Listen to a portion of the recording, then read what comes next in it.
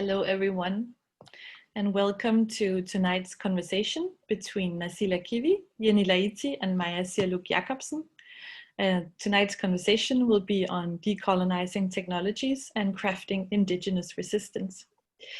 My name is Ida Benke, and I am a co-founder of the Laboratory for Aesthetics and Ecology, which is a curatorial platform that is curating this year's version of LCPH, which is Copenhagen's Alternative Art Biennial.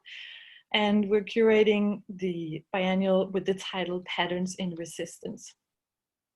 The biennial unfolds within messy and knotty entanglements between crafts and technologies, attempting to tell and draw forth forgotten and ignored histories of precarity, solidarity, community, and resistance.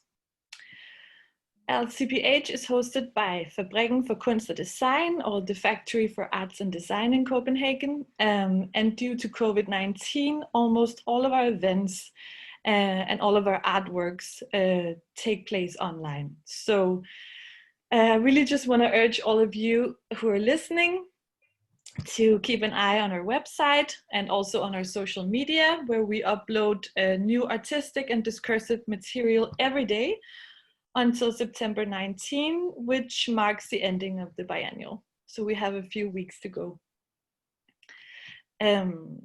This talk, tonight's talk, is the last in the series of digital summer seminars that is titled Hysterical Utopias. And these seminars have looked at feminist notions of technology, decolonial struggles, and also the erasure of knowledge, insurgent or rebellious notions of care. And the series is a result of a co-production between LCPH and Salon Hysteria. And you can find the recordings of the previous talks on our website. And really, they're all extraordinary conversations, and I cannot recommend them highly enough. So if you have the time after tonight's conversation, then go have a look at what has been going on for the last couple of months here in the digital Zoom sphere. That they're all extraordinary conversations is not thanks to Nazila Kivi, who has been such a wonderful guide and conversational partner throughout the series. So I really want to give a really big shout out and thank you to you, Nazila, which also leads me to the more formal introduction of tonight's panelists. Nazila Kivi is an independent scholar on reproduction and decoloniality. She's an editor, essayist, and co-founder of the feminist magazine Friction.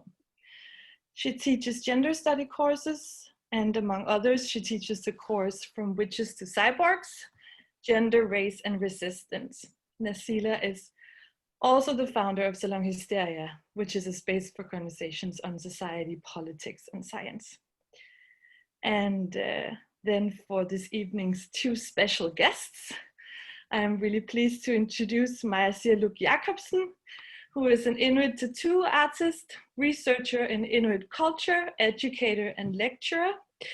And with almost 20 years of experience within the trade of tattooing, she's also the founder and director of the tattoo research project Inuit Tattoo Tradition, based in Greenland.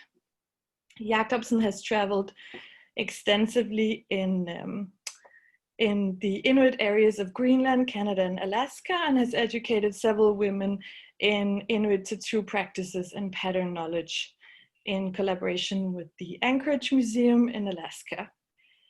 Jacobsen also researches and works with cultural preservation with Nunata, oh, this is hard to say, sorry, Nunata Katasugasiria at the Greenland National Museum at Inuk.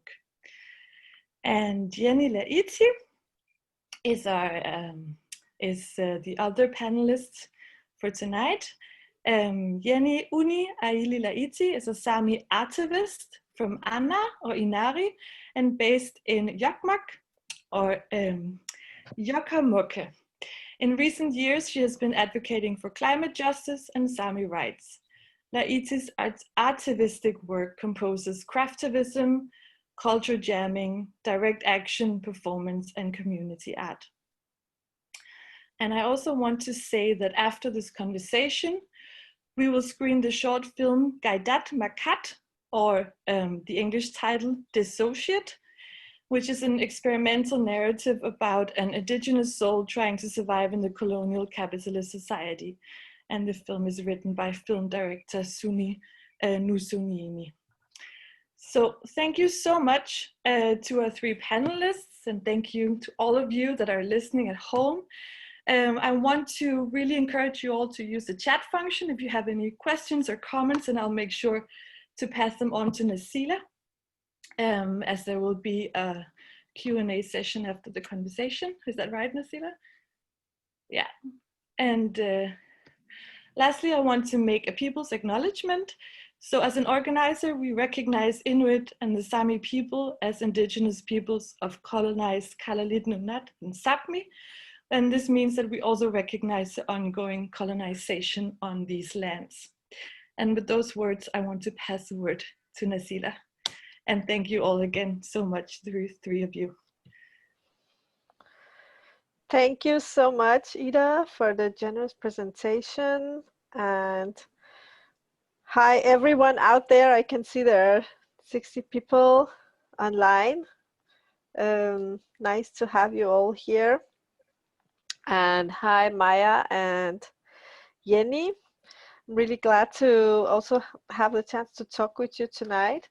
I just want to outline quickly a loose structure for our talk, and we're going to try to keep it around the 1 hour, so to have space for also some questions from the viewers and also to see the film together.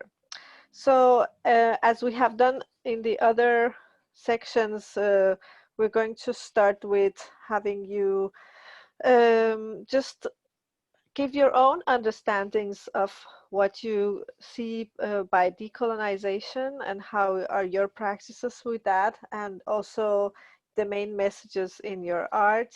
And from there, we're going to go into your actual art practices and also talk about the questions of gender and technology. And we're going to conclude with how we can envision a future post-corona, and also how we can decolonize also the visual, the community, and the caring parts. So welcome so much. And I would like to ask, in spite of that you have been introduced, that if you want to just give me a few minutes introduction in your own words, what is the most pressing matters in your works at the moment? Maybe Maya, you would start? Sure, thank you. Hi. I think the most pressing points of my work right now would be how we as a people handle the findings and the revival of old practices, and avoid making it a weapon of the few, and make it the healing of everybody instead. It is so very easy for our practices to be taken over and politicized, and I'm quite eager to try and change that, because it's happening now, and I'm really kind of against that, because it takes the opportunity away from the whole group to benefit from getting to know our culture again, to reconnect to the deeper culture and the deeper layers of female culture amongst Inuit people. And so that's kind of the struggle that I'm in right now, and that I'm trying to find solutions for. And I haven't really seen solutions for that amongst other peoples. So I'm curious about how that will go down. Can you also tell me about how you got immersed into this tattoo art that you're doing, the Inuit tattoo art? Well, I was a tattooer beforehand. I've been tattooing for a very long time, and I was a Western commercial tattooer and traveling the world and doing the things that Western commercial tattooers do. On my travels, I met a lot of Indigenous people like myself who was telling the story of their culture through tattooing. Obviously, since I met them in Western tattooing, they were doing it inside the space of Western tattooing. And when I started getting into my culture and studying the tattoo practice of my culture, I quickly realized that I didn't want to do that. I wanted to separate the things. I think that Indigenous tattooing and Western commercial tattooing are two very, very different things. And Western tattooing can be very destructive to pattern base and pattern understanding. So as a main goal to preserve, I decided to turn my back on Western tattooing and just sort of focus only on Inuit tattooing. And that obviously makes it very in-depth when you're not, your practice is not really polluted by anything else. And so I kind of got into it slowly, being a tattooer already. I had to relearn I had to learn the methods, and one of the methods I had to teach myself. The other method, I could have a mentor help me with that. So it was it's been a long process of 10 years, and I do not consider myself done at all. I'm still researching, I'm still learning, and I'm still finding ways to deliver it back to those who own it, the Inuit people everywhere in all our territories, and also to bring it back in a way where it is not westernized and not commercialized and not utilized as a political weapon, Thank you so much. That's a really interesting journey to hear about. And you, Jenni, you have also an artistic practice that you also call anarchist in some ways, and also have call activism. Can you tell more about what is your artistic practice at the moment? Have to unmute yourself, I think. Sorry. Puhdas pohkade, mun ammala elle sammol asla vihkuille mariennuni aile, mun kuulla mihkuide, toijari soki ja narjohki. Yeah, my name is Jenni Laiti, and I just introduced myself within 6 generations. And I'm sharing the place where I come from, Anarjohka, where my family comes from. So I belong to my family and to that area and to that river.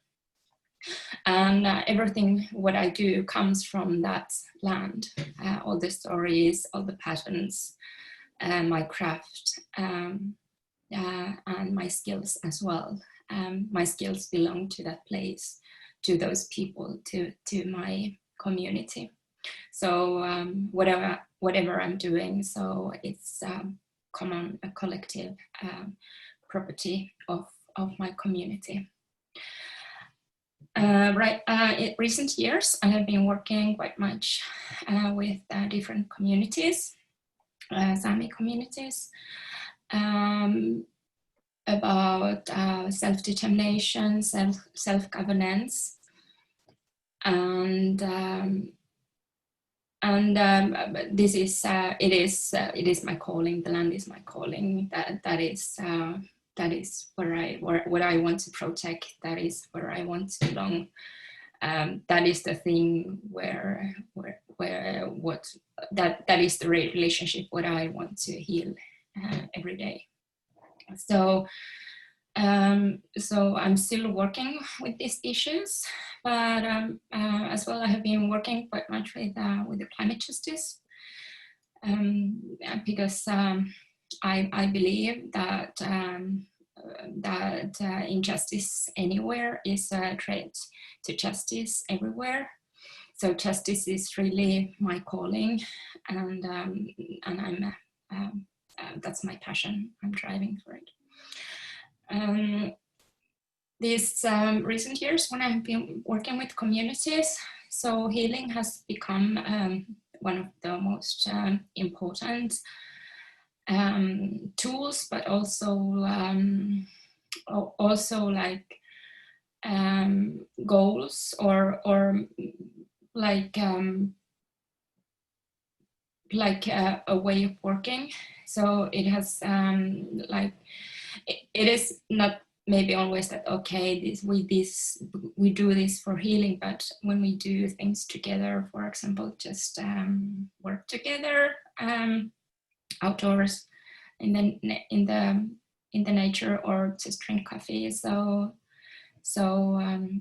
that is the way how we heal our relationships. So I think reciprocal relationships are really important in my work. Thank you so much, Jenni. I want to also set the premises for this talk, because we're also going to discuss your practices of decolonization and how you actively do that. And we have been talking about that in all of these Hysterical Utopias talks. And I think what emerges in these talks is really interesting, is that there are so many ways to understand decolonization, even within the non-commercialized uses of the word. So I think it would be really good for our viewers also to hear, how do you understand decolonization, and what your thoughts have been about that? Can you say something about that, both of you? Maya, do you want to start? Sure. Well, decolonization for me is about freeing or scraping off those layers and that has been learned from an outside force. It's sort of an active resistance, you know, where you constantly try to work with your mind and not, you know, let me give you examples through my work. So for instance, we have these facial tattoos, and we are not used to see that kind of beauty any longer. So in order to acknowledge the beauty of Inuit facial tattoos, we have to scrape off the Western beauty standards that we have learned.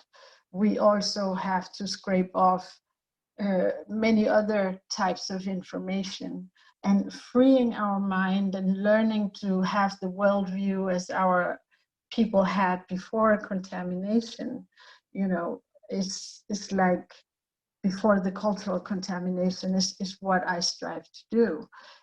In my research, I go about it in a way that I use the academic research, but I will analyze it and intuitively scrape off the Christianity, the patriarchal view, and for instance, beauty standards, all these things that we have learned. I hear it all the time when Greenlandic people or Inuit people find the chin tattoo too big, it looks like a beard, or, you know, I want us to be able to think our own thoughts again. Also, it's a question of space, of course. It's the land, it's the structure of how we think, how we do things. Like, why is the schooling system, the Danish school system, when we are people who think super different than the Danish people? So decolonization is, first of all, being able, you have to decolonize your mind, is being able to recognize that. It is not necessarily the solution. It is being able to see that it is not working the way it is with the learned systems that has been forced upon us and the learned religion that has forced upon us, to recognize that the way they speak about our original culture and our original religion and our original practices is demeaning, and learn to lift it up instead of jumping on that wagon where we recognize it as demeaning, so we're shameful about our identity and our longing to be like the white people. Instead, we will recognize that, okay, I'm looking at my own culture with a colonized mind, so what I see is actually not my view. And then when you're able to do that, you're able to make solutions from what are we then? We cannot go back 300 years and live the way we did, but we can know what that was and then create a modern contemporary version that fits us, you know. But we have learned to take on culture, and it is very, very difficult to unlearn that. There's so much that needs to be unlearned, and that unlearning procedure is the decolonization. Yeah, I really think, really noticed the word unlearning, because it's very like an active process of trying to uncover things that have been covered with lies of colonization, lies of who you are and what you're capable of, and especially what you're not capable of. There are many. And your worth too, you know, your worth is also being lied about. You're not a lesser person. Your culture is just different, but it is equally interesting and equally grand. So your worth, you have to recognize your worth. You have to be proud of your culture. And I see that cultural pride and decolonization is often showed as some kind of, I'm sorry, but it seems to come out as some very exotically, you know, and that is something I'm fighting as well. I mean, how we constantly make ceremony out of being ourselves instead of making daily life out of being ourselves. That's kind of what I like about the tattoos, because regardless what mood I'm in, the tattoos are there. I can dress up in regalia, or I can wear my pajama and I will still have the tattoos. I often see when our drum is being used, which is also a practice that was banned once colonization hit our lands, the drumming is often done in regalia. And I love nothing more than to see a person in just his jeans and a t-shirt doing a beautiful 200-year-old drum song, you know. And I mean, let's recognize who we are and not make it an exotic thing, make it a daily thing, you know, not making a ceremony out of being Inuk. You know, the ceremony is not necessary. Living the Inuk way is the ceremony in itself, you know. So exotification is something I'm very much trying to, it's so easy to sell though. It's easy for me to show up in regalia and they'd be like, ooh, she's from Greenland, you know. But I'm also from Greenland when I'm dressed in regular clothes and just looking the way that I do, you know. Thank you so much for sharing your thoughts, and it makes a lot of sense to that decolonization is an everyday practice and not just like exceptional occasions once in a while. I would also really like you, Jenni, to tell, what do you understand with decolonization in your own practices? Decolonization for me is the right to self-decide. And the right to be in a relationship with the land. So I've been I've been working with different communities and trying to visualize what it could be if we could self-decide. so like trying to make utopias.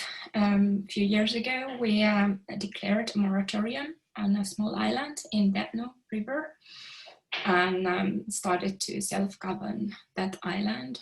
So there are many great learnings from that island, from that moratorium, which is still there. So because we have learned that we are at worth and we cannot. So it's really important to like decolonize our minds that we can if we want. So there has been a process in the local community when we were working with this moratorium. And another big project, what we did a few years ago with my colleagues Oudpieska and Niels Holmberg, we drew borders to the no watershed. It's really huge river shed water system in Saami in Northern Europe, and we draw borders to that area, and together with local communities, and reimagined what it would be if we self would govern this huge watershed. So these kinds of discussions are really needed to happen with the local people. How would we govern ourselves if it would be possible? And just trying to convince people that we can if we want. So a lot of discussions must happen in many levels. And then, as I mentioned before, that the reciprocal relationships in these conversations, in this reimagination are really important, because our colonization has damaged our relationships, so we have to heal them in many layers. So that's a huge work, and yeah, it's really important. So I have been focusing on those issues, and yeah, that's what I will be going to continue in these years. Yeah, and you also told me that part of your current work is to build community relationships, and that's like a way for you to take part in this decolonization that is also about, it's about also mental state. It's about yes, like you said, self-determination, but also taking responsibility for each other and for each other's growth. And that I think really resonates with what you also said, Maya, to make this a broader way of decolonizing. It's not something to just show for one occasion, it's something to take care in a group. And with that in mind, and just to sum up that also from my perspective, the colonization process is also about making difference into a hierarchical thing instead of just having this multiverse or having this rhizomic relationship that goes in and out and reflects on each other. Instead, especially like the European colonization has been about putting like rank order of something that is lower and something that is higher, instead of leaving the differences to be alone. So I hope that everybody who's following is like now up to date with your understandings of decolonization, and also the process of colonization as making hierarchy from difference, instead of just letting the difference be there. So from there, I think it would be really nice to go on to talk about your actual like practical work. And Maya, you work with this Inuit tattoo art, and you do tattooing on the face, among other. And can you tell me, you call this also that is like the breath of life, and it's a way of identifying. And can you tell more about, for people who don't know at all anything about what is the specificities of Inuit tattoo art? Sure. I mean, it's a very, very old practice. It is the very first image that we have of an Arctic human from the Inuit territories is almost 4,000 years old, and it's a woman, and she has tattoos. She has facial markings, and those 4,000-year-old patterns are, resonating into the culture we have today. So our old religion is Spiritism, and the tattooing is a practice connected to the religion. I mean, the religion was not something people chose to have, or like no one could say, I believe in something else. The religion was the explanation of life. It was everything. It was surrounding the entire society, which was tiny. It was many very small groups. If one would have to imagine what our original societies looked like, it was a bunch of tiny groups of people who were semi-nomadic, traveling around, and the whole experience of life was about survival in the Arctic. It was about hunting. Our survival is 100% hunting based, and in that harsh environment and with these skills needed to survive in an area of extreme cold, extreme darkness for most of the year, that is in there, in that adaptability to nature and that skillfulness and those technologies needed to survive in this environment. It's there that the magic happens, and the Spiritism is part of the tools you have to survive, and the tattoos are part of this tool package, which is a long and very interesting and very complicated conversation to have, to go in depths of this religion. But basically, tattooing for us is a female practice, and it's very old. And today, it is still, I think, 99% women who gets tattooed, and it is 100% done by women. So even though we are not yelling about this is a female practice, give it to us, we are the women, we need this, we don't even have to do that. It is totally accepted, like it's genetic memory. Everybody knows this is for the women, these are the mothers, and that has been very interesting for me to observe, because I am a researcher and I analyze information. So of course I'm with great interest watching how the revival is going. I'm not always agreeing in it, and I wish that the revival could come later on a thicker layer of knowledge and understanding, because we have a great need for reconnection to the knowledge before we start using the practice. But in general, I would say that 80% of the tattoo base is in the face, and that might have to do with the amount of clothing that we'd wear in the Arctic.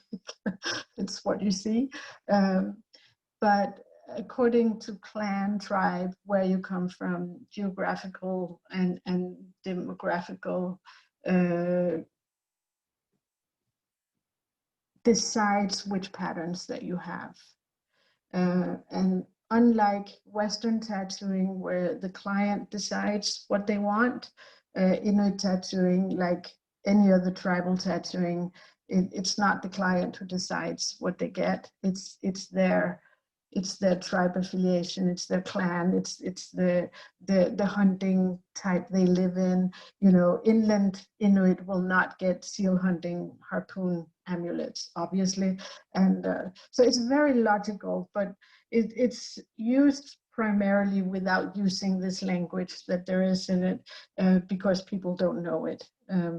So they just get the patterns that they like. They recognize the whole package as an Inuit identity marker. And but really, if you know how to read the tattoos and how to use the tattoos and how to utilize them, there is great healing to get from them. And I've seen this many times. I have tattooed hundreds of Inuit women from all our territories, and I can tell you it works. There is magic, and I may seem pretty Western on the surface, but on the inside, I'm very, very traditional and very spiritual, and that is reflecting in my work as well. And that's also the client base I get. Those who want the tattoos for the noise of it, for the identity, for the revolution of it, or whatever it is that they call it, they usually don't come to me because it's not what I do. Thank you so much. It also is, yeah, I think it's a way of, like you say, to become absorbed into your identity or your heritage or who you are. And I think it's something that has been shamed a lot to have this, because like you said, with the Western beauty standards, you have to have like other like the smoothness and other ways of looking, and it's something that is about getting revived, and like you say, it's about also not using it again as some kind of marker of of difference among people themselves, but try to have it as an inclusive practice that it's part of also educating, and how decolonization in that works is also with like re-embracing some heritage of yours. And I think in this decolonization and the talk of heritage, I would really like to go back to Jenni, that you talked about your belonging to the land, and the question of land is of course really important into talking about colonization, but also about your belonging to your ancestry and to the physical world. And I also think, oh, there was something you also said, Maya, that I thought it was, I could also really see it reflected in some of Jenni's work that I have seen, is this way of, because I see a question who says, what was the name of the old religion in Greenland? And what it makes me think is this, when people call it like spiritism or animalistic, or we have to remember that those are modern anthropological words that are set to it. And of course, I imagine people wouldn't have like, oh, this is the name we followed, because it's not like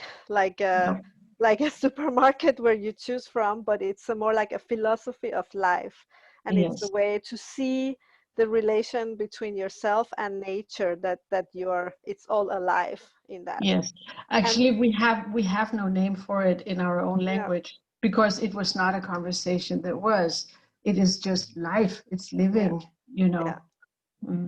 Yeah, exactly. And that's why I think it's not like the names that are given to it later on is modern anthropological studies that has been so implicated in colonization. But I also want to go to you, to Jenni, to talk about like when you are so immersed in the land, and this is like, it's kind of your material, but you're part of it yourself. How do you practice? Can you mention some of the examples of what you have done? I really like when I saw your work, even though maybe it's not the most current, that you had this marking of the territory, and you called it to go in the same way as your four walkers, because the Saami people have been walking those lands. Can you talk about the relationship with nature, like the understanding that is part of the activism of decolonizing, the understanding of nature and land? Yeah, as I mentioned before, this island in that River, Solo, it's called. And it was we were a bunch of people calling ourselves Elostetno, long live the river. And we started to campaign against a fishing agreement between Finland and Norway, and declared this moratorium on this island. But before we declared the moratorium, so it was a huge, really long protocol with the land, with the animals, with the flora and fauna, the birds who are living on the island, and with the people who are governing this island and this area. So we went, first of all, of course, we talked with the family who is governing this area within the customary law, and talked with the family many times. Then we went to the island many times and started the conversation with the island. And it wasn't only that we are asking permission to be on the island, to work for the island and for the area, but there were a lot of really long conversations with that place, and too with the birds, because this island is habited by the birds.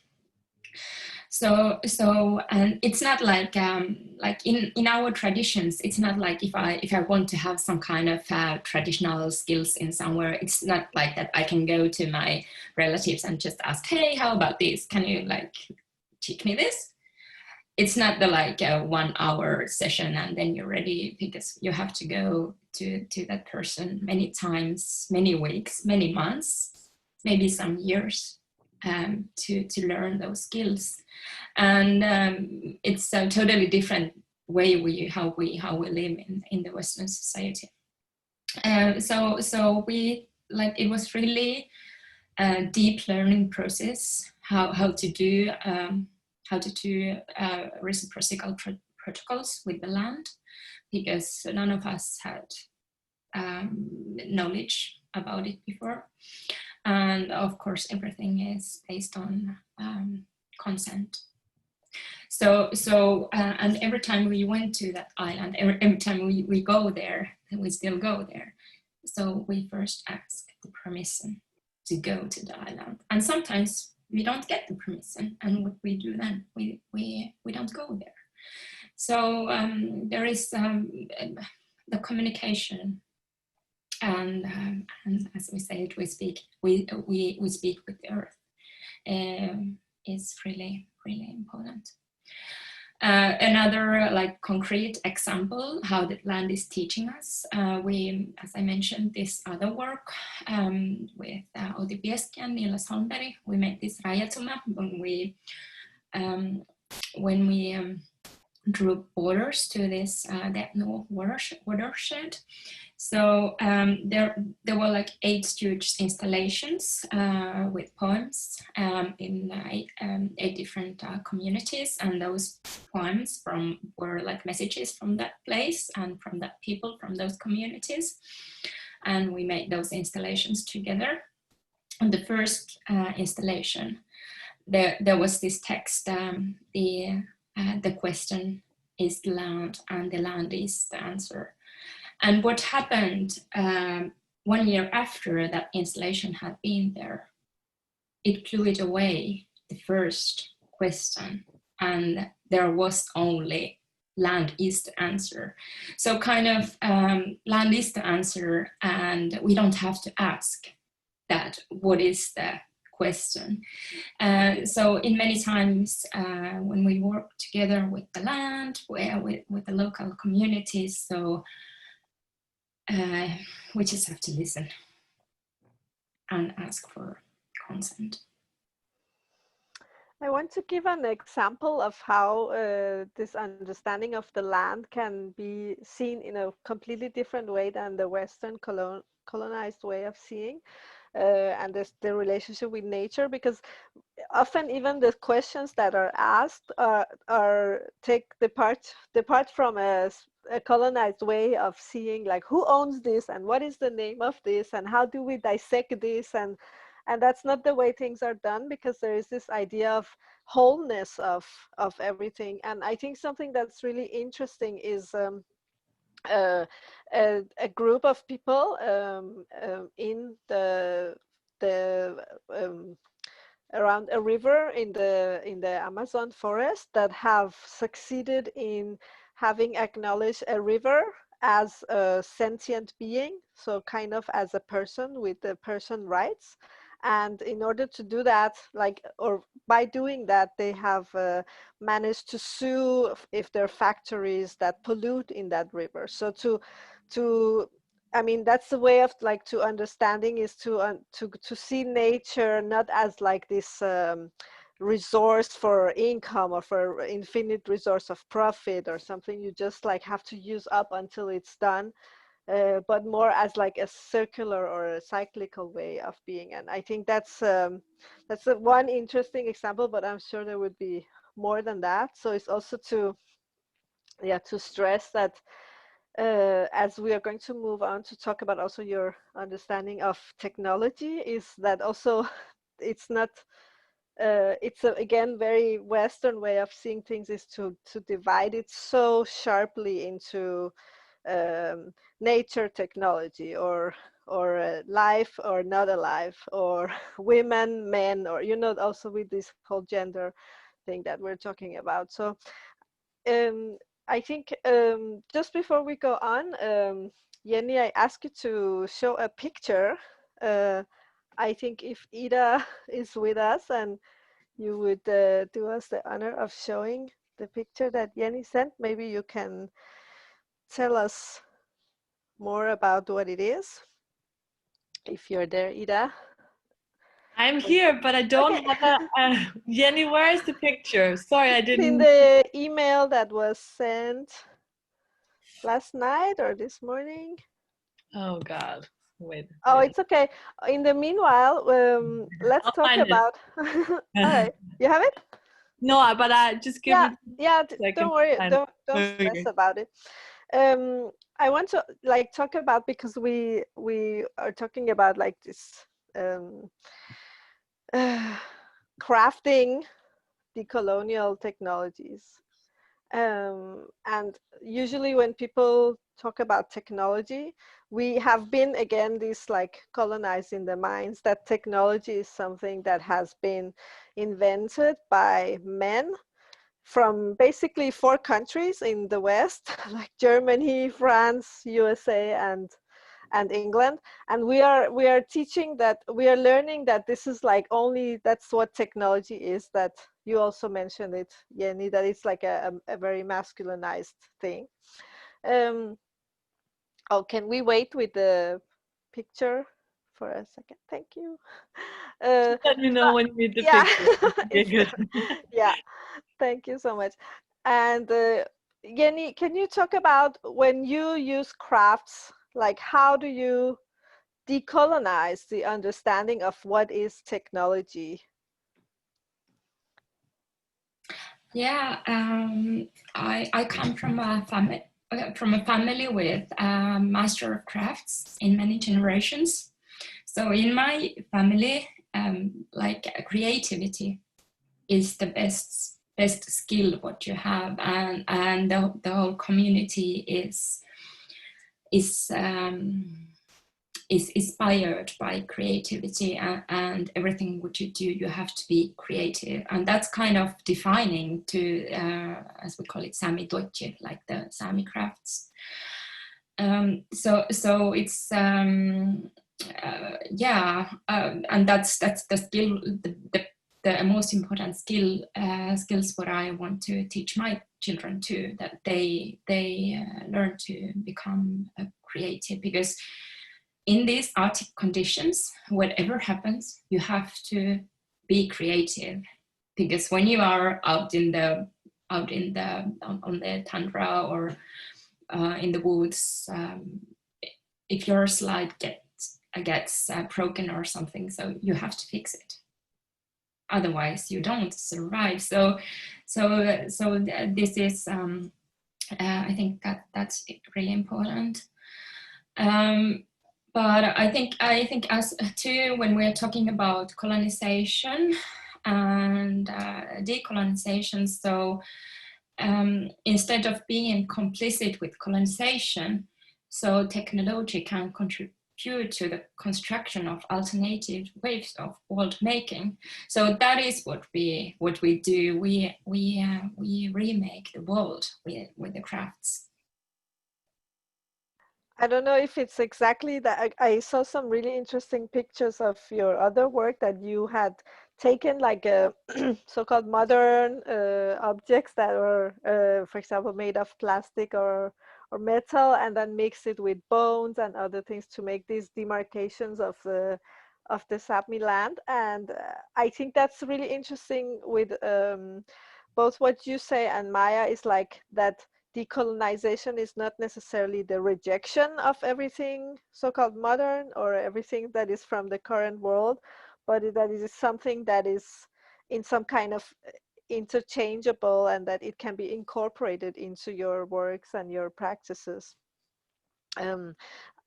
Okay, I can see time is really passing quickly and we could have so much to talk about, but I would like to mix this talk about gender with technology, because we have also, apart from those others like myths we've been told about who owns technology and who creates that, also we've been told that technology is a very masculine thing. And Maya, this is something that I read in some of your written works, that you talk about also that when it, or maybe it's something I deducted from what you wrote, that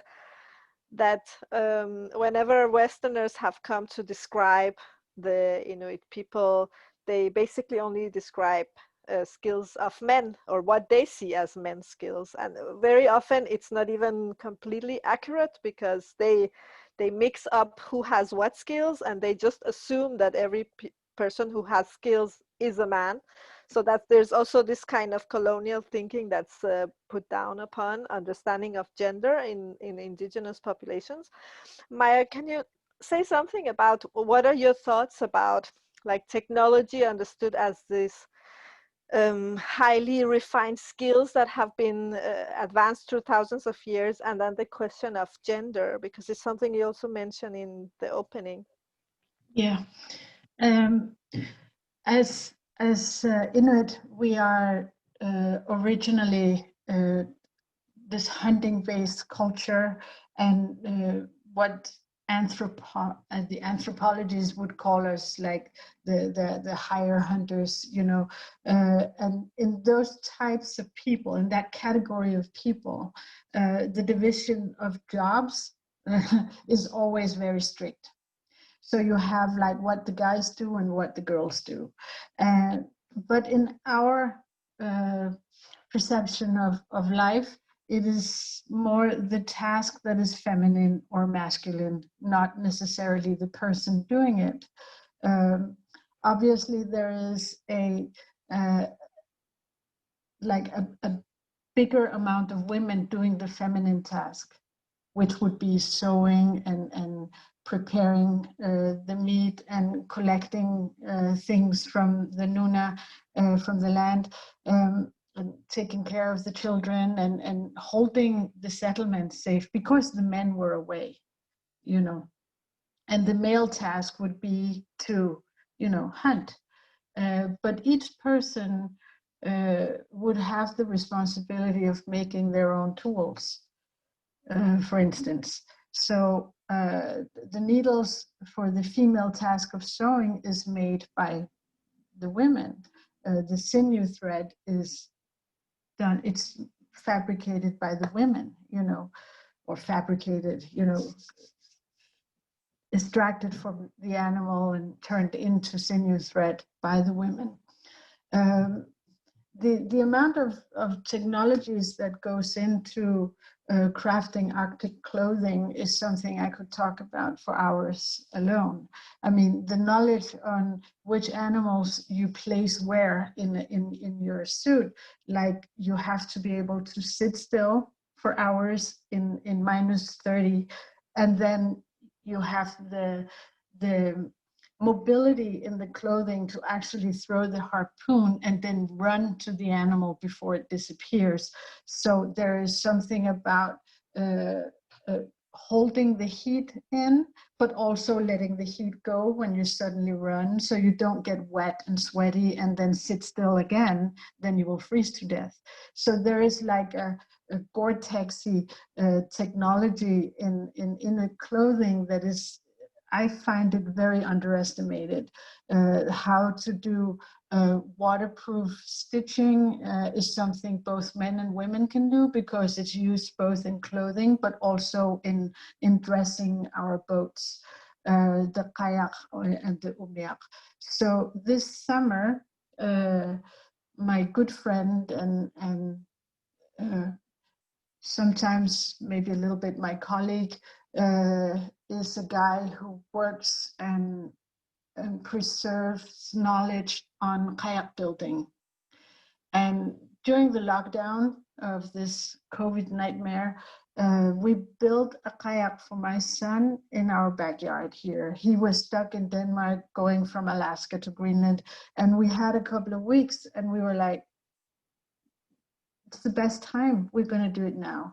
So the combination of male and female technology that goes into crafting this boat that secures hunting of sea mammals in summertime, it was so interesting. He has, you know, extreme knowledge and deep knowledge of the male culture, of Inuit culture, and I have of the female. So working together and binding with the thread, you know, there's the whole kayak is bound together. So the whole binding, and then that was my hands binding it together, but he did all the Inuit math of length, width and depth, where to place what. He does never look at a drawing. It's all knowledge that he carries, and there's no use of like measurement tools, or it's all the body. It's my son's body that it is built around. So the kayak will be an actual prolonging of his body on the water. And I put the spiritual part in it because that's the female job. So for us to make sure that my son will be safe on the ocean, there are amulets in there, but that's my job to do that. So somehow it is a manifestation of how man and woman, or male and female task, cannot be done without the other. It is a question of survival for us. However, a man can be afraid of the water and really good at sewing, and a woman can be the oldest out of 5 girls and has to learn to hunt because there are no boys, you know. So it's not about the person as much as it is about the task. But of course, now we have learned it's about, you know, the person. Gender becomes this less fluid thing and very stuck thing, where before it was way more loose and fluid. Yeah, and I think that's really interesting with the thought of how colonization also brings this hierarchy that also gets implemented to understandings of gender that are not necessarily there. And this is not to romanticize indigenous societies, of course. Any society has its problems, but it's also talking about this colonization has, again, this very important notion of hierarchy and ranking that comes into And that. In our communities, the land part was very female. I mean, the Nuna was female because that's where the women were, and it's very matriarchal. We still have like enormous strength amongst the women in Greenland, although the system that we have in Greenland now is, well, the man is the boss, and you know, and everything was turned upside down. How could the female become the lower in the society? And how could the hunter the great hunter, who is like the greatest man in the society, becomes the lowest because he doesn't have education or doesn't have, you know, the formal training that is accepted as a training. Still today, you cannot apprentice as a hunter. You just learn to hunt with your father or grandfather or uncle or whatever, whoever teaches you. And then some people are hunters for a living, but it's still, I mean, I think it would change our society greatly if you could actually apprentice as a hunter, you know, and it could be an accepted part of what you do in the outskirts of Greenland, where, you know, the Danish people turned it into a fishing nation. And now the fishing is, everything is done on the boats, on the trawlers, and in China and whatnot, you know. So the work has left our communities and is on the ocean or across the world. And I think the hunting, we have to kind of make it a way again for people to find identity and make a living. Thank you so much for those insights. If I might jump a little bit and then get to Jenni's picture, so we can have the chance to enjoy that. Let's see if we can get the picture on now. Thank you so much. Okay, Jenni, can you tell us what this picture shows us? So this is Järasuolu in the river system. It's a really small island of birds. Yes, there we have our moratorium, and we are governing this island ourselves till Finland and Norway agrees on a new fishing agreement where local people's needs are fulfilled. So that's where we are. One kind of, it's an island of reimagination and visionizing. It's really interesting that you use the land so actively in your work and art and activism. Can you also say something, especially with regarding to gender, how you see the land and the belonging to land connected to gender? Yes, yeah, that's a good question. 1 year ago, me and 10 other women made this installation of love and lovelessness, power and powerlessness. And it's about violence against the earth and women, because the violence against the earth is violence against us women.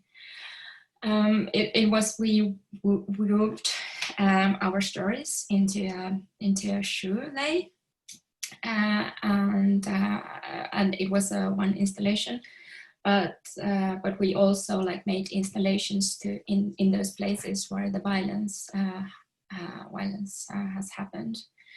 So that was really huge healing travel for all of us in the project. Yeah, what was your question? I don't hear you. Yeah, my question was about the connection between gender and land, because the way I see colonization is also not about just occupying the land, but it's a mental state as well. But it's also very much connected to gender and to like bringing patriarchy as the rule of law.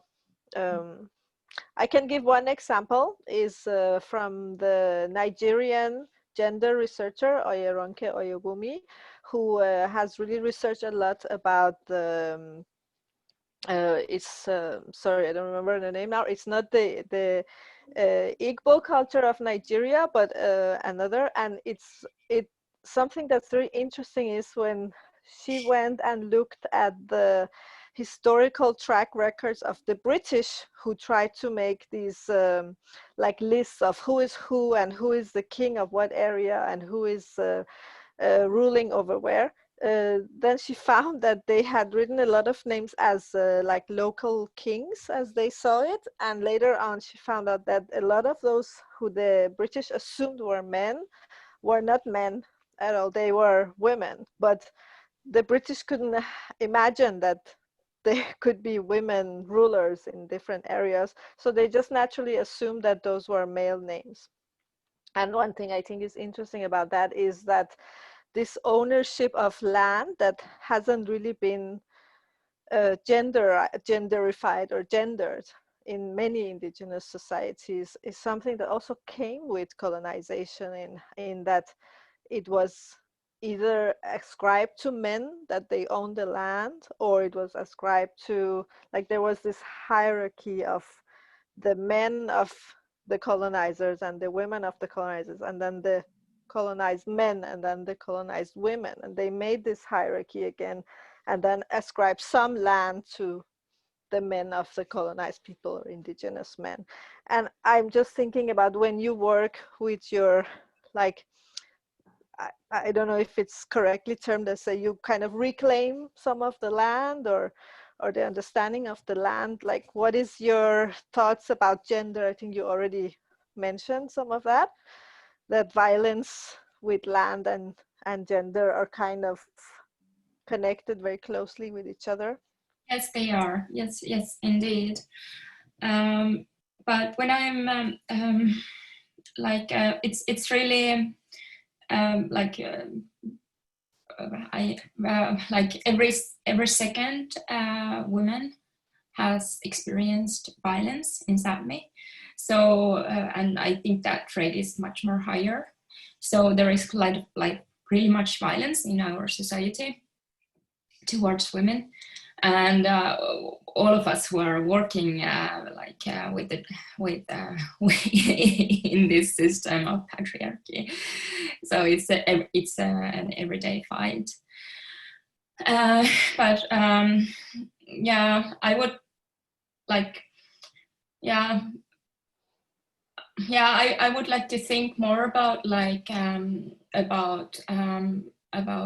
queer normativity here, because it's really heteronormative, our society. So like when you are in the nature, so it's not female or male, but it's queer. And I want to kind of see the world, see the nature as a queer, and that's like heals me a lot and gives me very much inspiration. And then if we're talking about traditional knowledge or traditional crafts or something, so I have stopped to use word traditional, because in that word there is quite we have to acknowledge that in tradition it includes very much false power and domination. Like in our culture, there are, like in our society, like many who argues when we talk about violence against women. We hear that this is our tradition. We have been doing this for ages. We have been doing this forever, and kind of arguing for the violence and kind of acceptance for the violence. So I don't define that. I don't find that in my vocabulary longer, but I think there is a huge need in Sami crafts too, that we redefine what is like our traditional craft.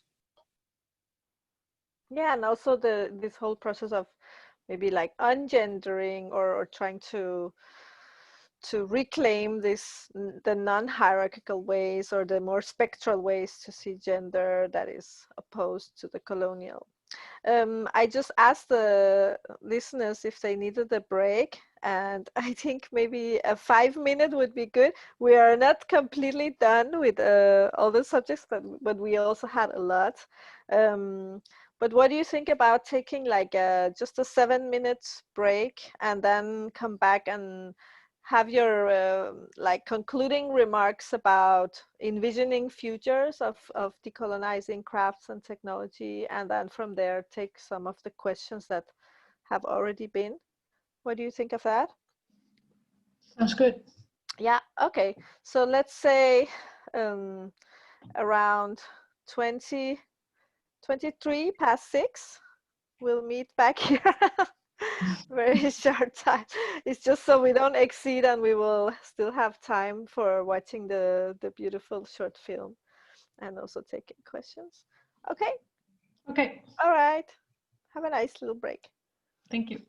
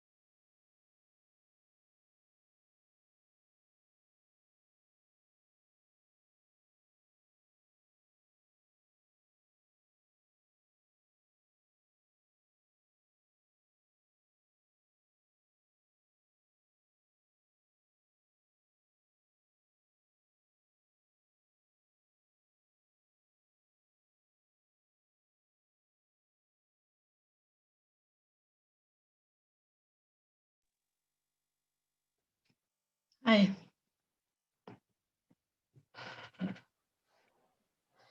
Hello.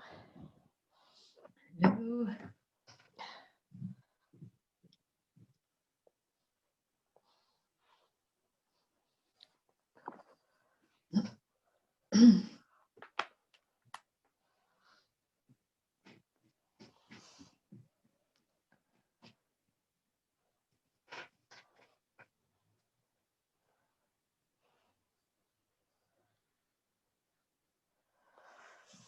So are you ready? Ready? Oh, great. Okay. So, yeah, thank you so much for participating so far. And I think we could talk for days even, continuing this. But since we have like a maximum of half an hour left, I think would like to hear your concluding remarks on what we talked about yesterday, and then open for questions. And hopefully we will, not hopefully, but we will have time for watching the film also before we say bye to everyone.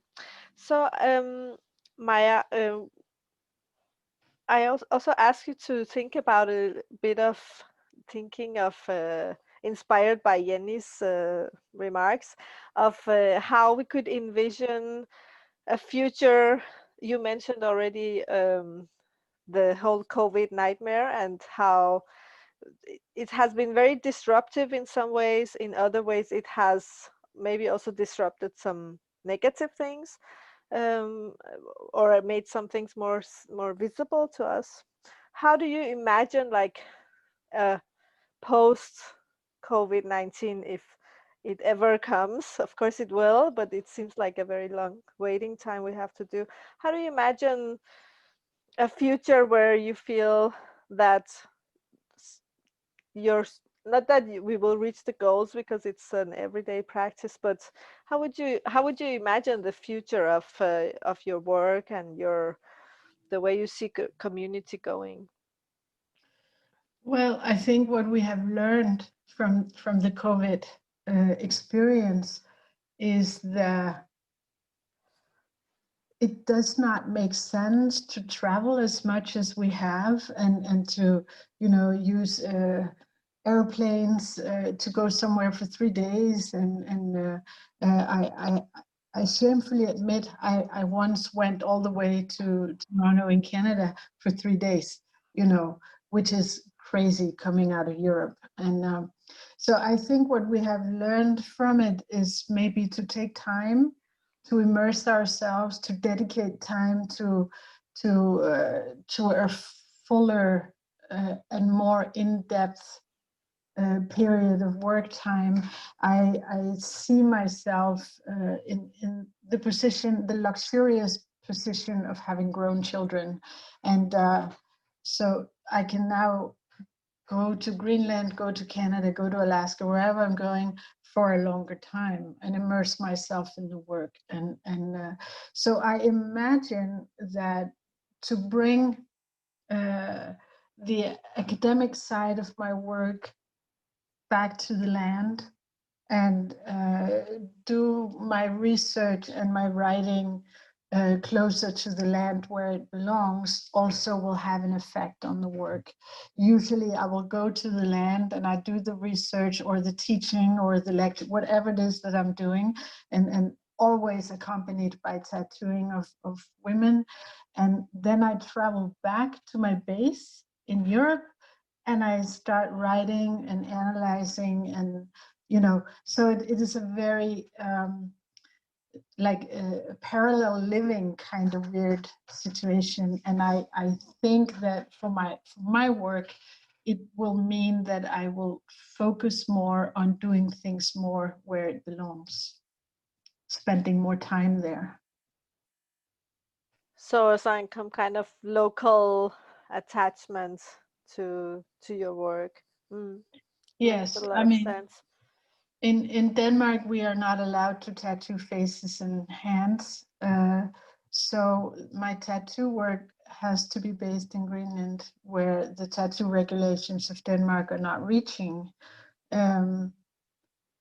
Obviously, I have tried to get some kind of exemption for Inuit in Denmark, because we are the third largest Inuit population in the world live in Denmark, and we are not allowed to perform our cultural tattooing here. So for me to get as much, I want to say, right tattooing done, to do it the right way, use the right patterns and stuff, I have to be on the land. But it also makes sense to be on the land. But it is a contemporary situation, though, that we are very many Greenlandic Inuit who live here in Denmark, you know. And yeah, something that doesn't seem to be, people don't seem to be aware of that much exactly. here. Exactly. I mean, there is a public number of how many we are, but I know for a fact that me and my children are not calculated in that. There's a lot of people standing outside of the public official number of how many we are. It has something to do with how long ago you left Greenland and when you last had an address there. So your status as Greenlander, you become Danish at some point, which is a terrible thing to do to people. But nonetheless, that is the situation we have. And if you count all the Greenlanders who identify as Greenlandic people, you will definitely get a much higher number than the official number. And it is based on that I am saying we are the third largest Inuit population in the world, sitting in this country, and not allowed to do cultural tattooing. You know, it is not a law that is based on us. It is in general in Denmark. It just we are just suffering under the general law for tattooing. Denmark being the only country in the world where tattooing in general is allowed, where you do not have authority over your face, your neck, and your hands. That's very interesting to get like this insight into how some rules that seem to apply just to everybody, but especially end up targeting a special group of people. I think we could find many of those if we'd looked into it. I think I want to move on to also hear your Jenni, your thoughts on something that was your own thoughts actually when we spoke the last time, is this imagining futures of decolonizing crafts and technology and as a way of care in communities. Yeah, like these last months have been really hard for me too. And yeah, I have been anxious, and it has been really like hard to see the near future. But now I'm like missing the luck, seeing the future, like the post-COVID future. So I was just wondering one day that I wish that we could be brave enough to see that post-world and what is behind this, what is after this, the world after this. So maybe I don't know. It's kind of inspiring me to visualize something else, and yeah, I hope that I think that it's really needed for the whole humanity, and the ability to see there, that it is something there. So maybe with the crafts we can and the arts we can make those visions alive, that there is something else after this. But I'm too acknowledging that when we're talking about decolonizing technology, it's really that it is really important, and it's bringing like us Indigenous peoples closer with each other, and digital spaces, they are like creating spaces for us, and this with this digital decolonization, we are educating the truth, and it's really important. Yeah, but at the same time, just thinking about that, who are the ones who are benefiting the digitalization of the decolonization of the digitalization, that there are over 60% of the world population, they don't have access to the internet, or they are offline most of the time. And internet access is in those countries where we have higher advanced economies, and as well like in those countries where we speak English. So it is not available for everyone, and like, yeah, that is something what we should be like aware of. But something positive with this situation, the world has come closer to me, that I can be in these kinds of sessions, and every week there are like some awesome discussion online where you can follow. So yeah, it's like the rural areas have we have got the access to these kinds of happenings. So yeah, that's good. And something else what is happening, I was just wondering, because I started to do research on a new like outfit, like kappi. So what is happening people's homes and with the crafting. So, and it's like nothing, everything has just stopped. So I was just wondering, what is the new fashion now, and what are the people wearing? But yeah, nothing happens. So I think that's positive too, because you don't have to do the new outfits for every party. Oh, that's really interesting point. Yeah, because the whole fashion industry in itself is just so extremely destructive, and maybe if we stay at home and remake what we already have in different way with arts and crafts, that's also a way to put down the extreme consumption of materials in that way. I think we could just keep going on, but let's go on to take some questions. Let me see if I can get back to from the beginning. There is a question from Marine.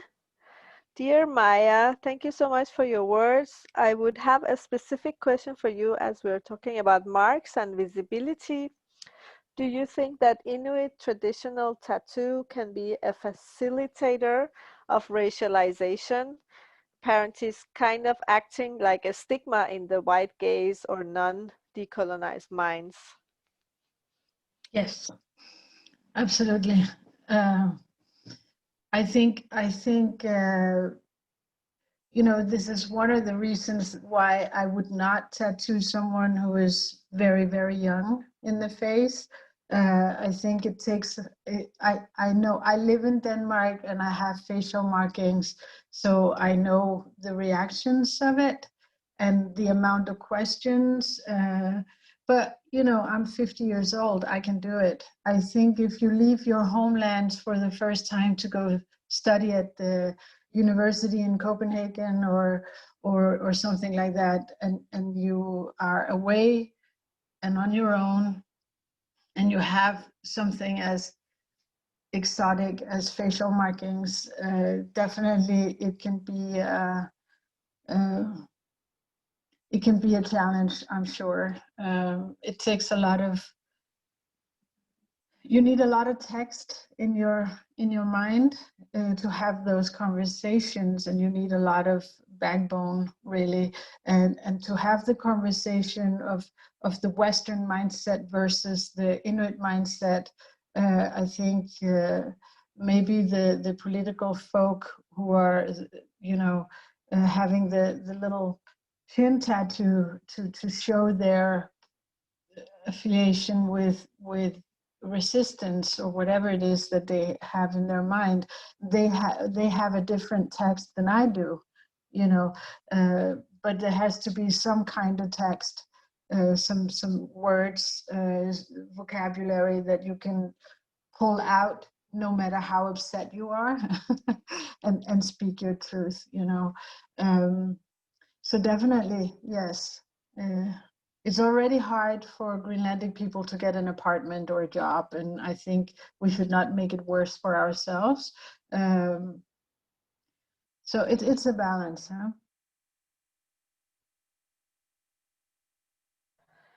huh?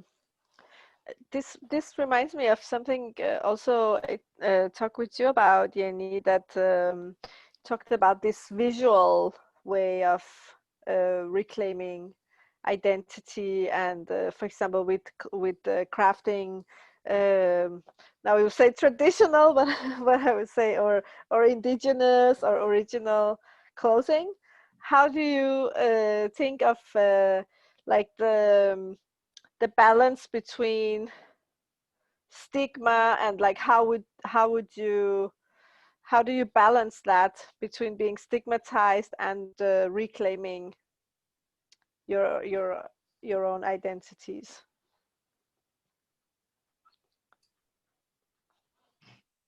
Yeah, that's a good question.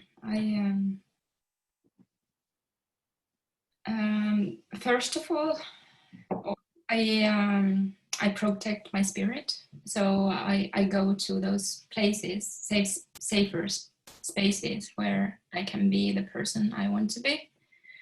So I'm not going out to those places where I'm stigmatized.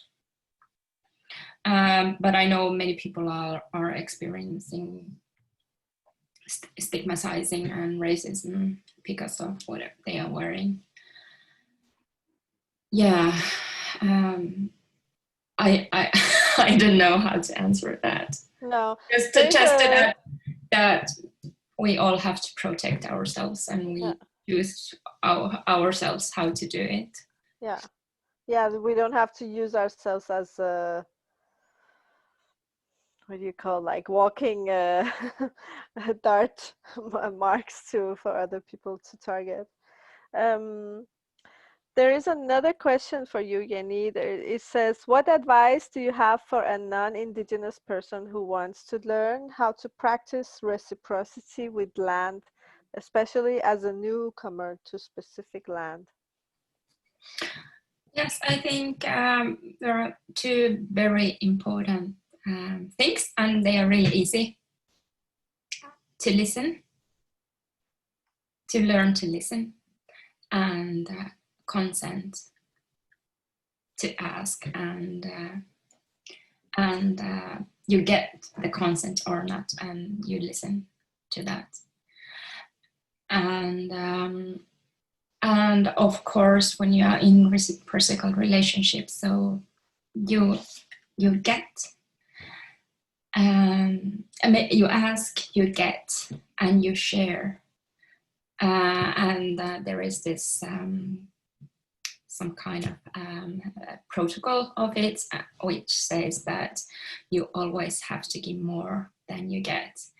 And like my family, when I asked about this giving and taking and sharing, so they answered that you can give in so many ways. For example, if you cut a tree or pick some berries, so you don't have to give back, but it's a reciprocal. So you can, for example, for me, what I give back to the world. I craft and I make art. So that is my contribution. So you can give back in so many ways. I can share some really good book there. Yeah. Yes, there's space to put comments and links here afterwards, and I think the organizer are going to collect all of these. Okay, we're about to run out of time, so there is this final question I can see that is for Maya. Says, I was wondering if you could speak to the ways in which your experiences with the Inuit tattooing revival differs from the tattoo revivals currently going on in other cultures around the world. What do you see as similarities and differences between them? Oh, that's a big question.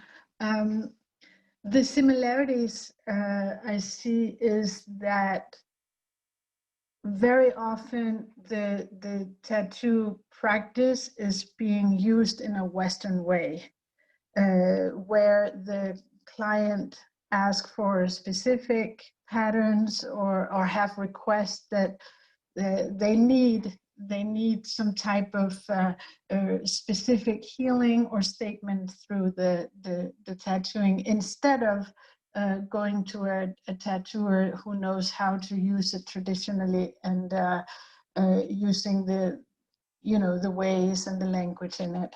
So I see a very Western mindset throughout most of the tattoo practices of the world, be it North American or be it from the Pacific, from the Arctic.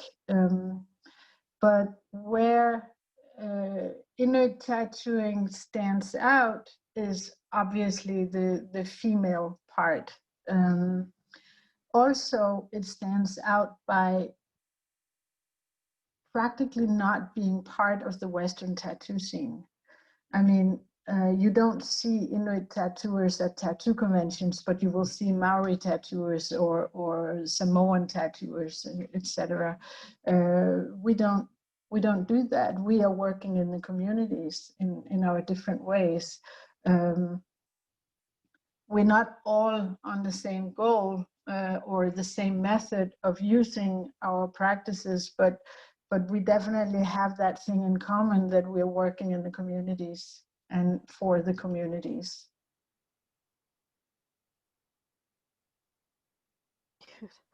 Thank you so much. We really like to just keep on taking questions and have more concluding remarks from you, but I think I want to give the mic back to Ida. And are you there? Yes. I'm here. Yes. Yeah, and I think we'll be back again to say bye or after the film. But maybe you want to show the film, Ida? Yes. Yes, I will. And first of all, I just want to say thank you all so much for this really wonderful conversation. And now we will screen the short film Gaidat Makat, or Dissociate, the English title, which, as I already stated in the introduction, but let me say it again, is an experimental narrative about an indigenous soul trying to survive in the colonial capitalist society. And the film is written by film director Suna Nusuniemi. And sadly, Suna is not able to be with us right now.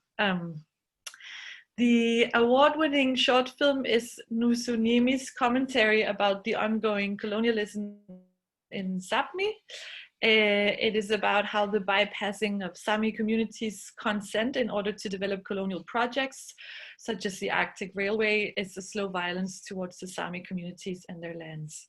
And the film was part of the Scandinavian International Film Festival in Helsinki last weekend, and it won the Best Domestic Experimental Award. And before I show the film, I just want to emphasize here, trigger warning for suicide ideation, as the film deals with topics of violence and also suicide. So that's really important to note before we start the film.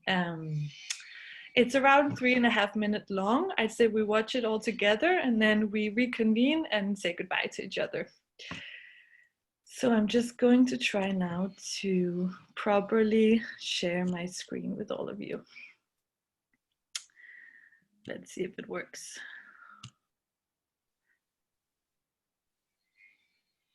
No, what do you see now? Wait, sorry.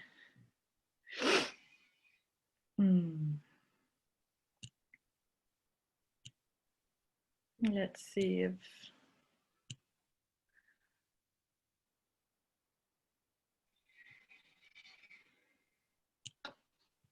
do you see the film now?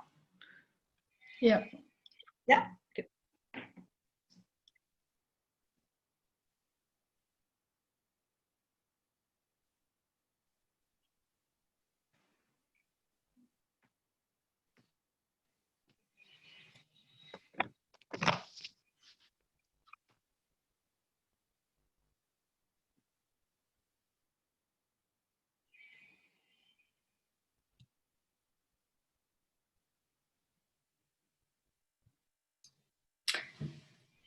Ida, I don't hear any sound here.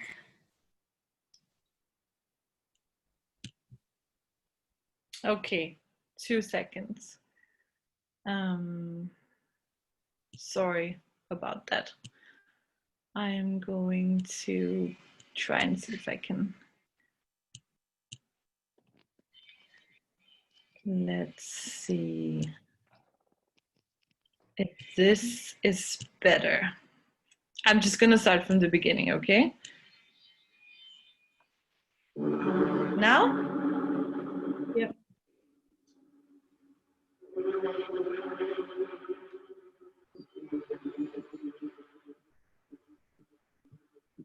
Musla ustit, kihalita jakmit. There's sound, but no film.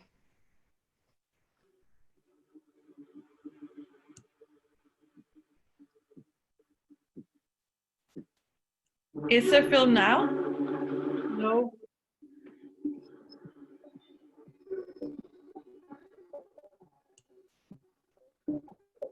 Mulla on iskan jerrasuus. Oh. Ustit. Mä olin I'm really sorry about that. I don't know why this is not working. You only see me. You don't see the film. We see beautiful you. That's not good enough.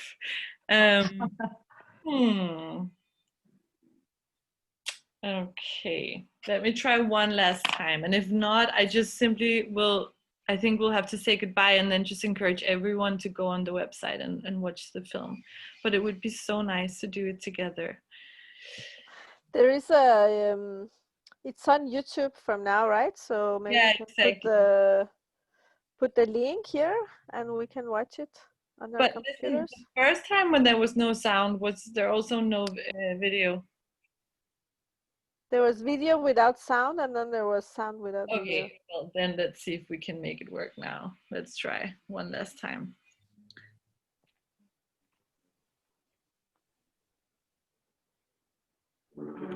Do you see the video now?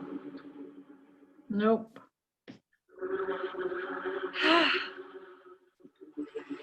Okay, I'm really sorry. I'm going to now, I'm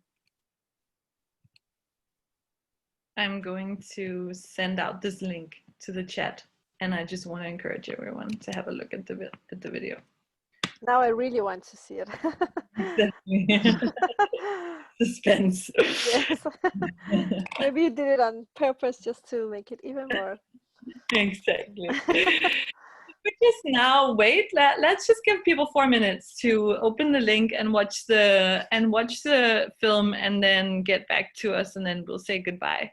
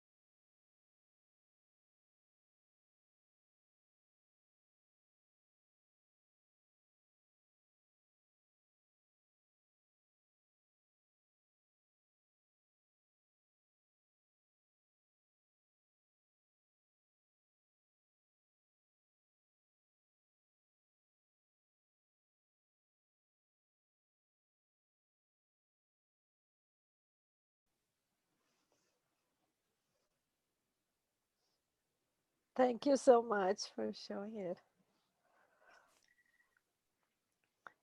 I think we have probably all had time now to watch the film. And I also think that this movie, that Suna's movie makes for a really beautiful and poignant and heartbreaking and kind of perfect ending to this really brilliant conversation. So Nazila and Jenni and Maya, thank you all so much for generously sharing your insights and your experiences and your practices and your work with us. I think that this is a really urgent conversation to be had, that we all need to engage with much more intensely and carefully and critically, and perhaps, and most importantly, self-critically. So I want to thank you three for this brilliant opening, for doing just that. And I also want to encourage everyone to check out Maya and Jenni's amazing work online. And if you want to revisit this talk, and I know that I will, we will soon upload it to our website along with English subtitles. So thank you, Maya. Thank you, Jenni. Thank you, Nazila, for tonight. And also, Nazila, thank you for this journey of hysterical utopias that we have been on during the last couple of weeks.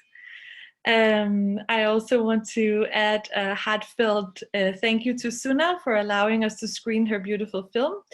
And as we also stated earlier, you can watch it online from our website for the next week. It will be available for 7 days.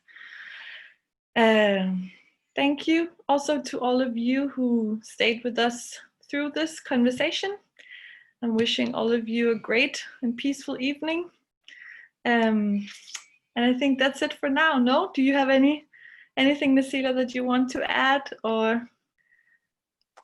I just want to say thank you a lot, and I can see there's even more questions, so sorry for not making all of them, but maybe one that is important is someone that asked where you can follow Jenni's and Maya's work on social media, so maybe we can put some links on the event on Facebook. Yes, we will put links to Maya and Jenni's work in the event chat, event description on Facebook. You can also look up both Maya and Jenni in the participant page of our website, lcph.uk. We will also have an digital artwork of Maya's on there in a few weeks. And I can also try and download this chat. We can try and add some links here at the very end, and I can download the chat and also make it available online. So we also have the questions and the commentaries to revisit if we want to. Jenni and Maya, if there's anything you want to add, anything you want to put in the chat, then do it now for people to be able to learn more about your work. I will keep this room open for the next 5 minutes or so that you can also all share resources with each other. Thank you. Thank you, Maya, Nazila, Ida. I hope to see you in Denmark someday in the post world. Pandemic world, yeah. Yeah. In post-pandemic. Love you all. And just want to say that land back, snow back, ice back, winter back. Yeah. Blessings. Thank you so much to all the participants and to you, Maya and Ida and Jenni. It was very a pleasure. See you hopefully in the real world soon. Yeah. Okay. Bye, everyone. Goodbye, all of our participants and attendees here on Zoom. Bye.